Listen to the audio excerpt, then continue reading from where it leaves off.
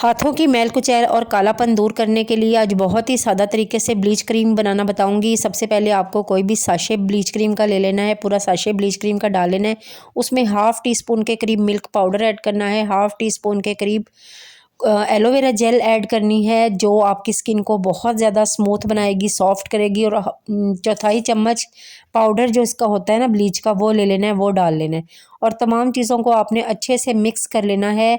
इसकी मिक्सिंग बहुत ज़्यादा अच्छी कर लेनी है और 5 मिनट इसको स्टे देना है, यानी कि 5 मिनट रख देना है, ताकि जो है ना अच्छे से एक्टिव हो सके हमारी ब्लीच क्रीम।